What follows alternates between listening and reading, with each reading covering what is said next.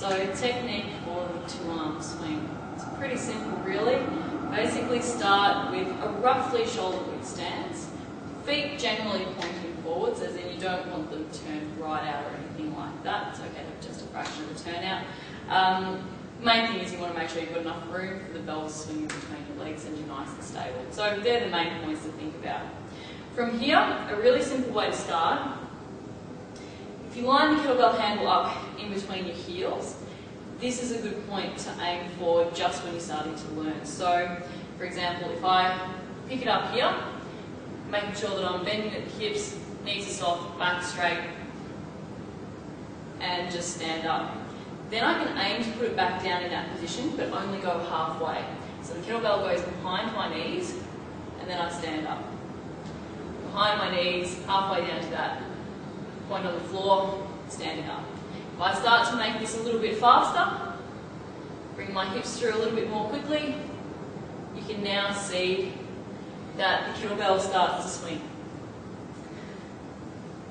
It's really important with your swing that you make sure your spine stays in neutral alignment throughout the whole movement. So basically you just want to think about hinging at the hips, keeping the spine in one straight line. So if I turn on the side,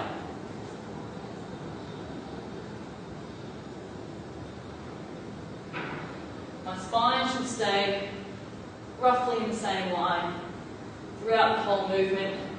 So I'm not looking up and bending my neck right back, and I'm not looking down and bending the neck forward. So keeping the spine straight is really important. The next thing that you want to think about is really using your hips and making sure the glutes are doing all the work. If your legs aren't extending and your hips aren't extending, so if you aren't bringing your hips right through, then there's a possibility that your lower back's going to take up the load instead.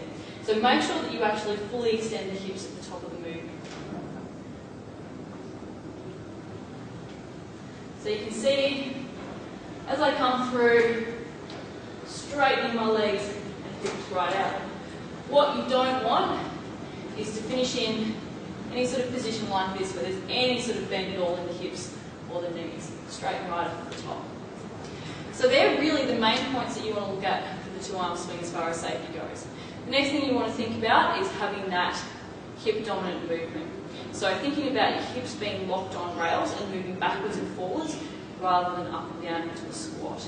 So if I turn on the side, you can imagine that I've got a rail that my hips can't move off, so all I can do is go backwards and forwards. Of course, this doesn't mean you want to lock out your knees, you want to keep your knees soft throughout the movement. Just thinking about hips moving backwards and forwards. So that's really about it. That covers the main points for the two-arm swing.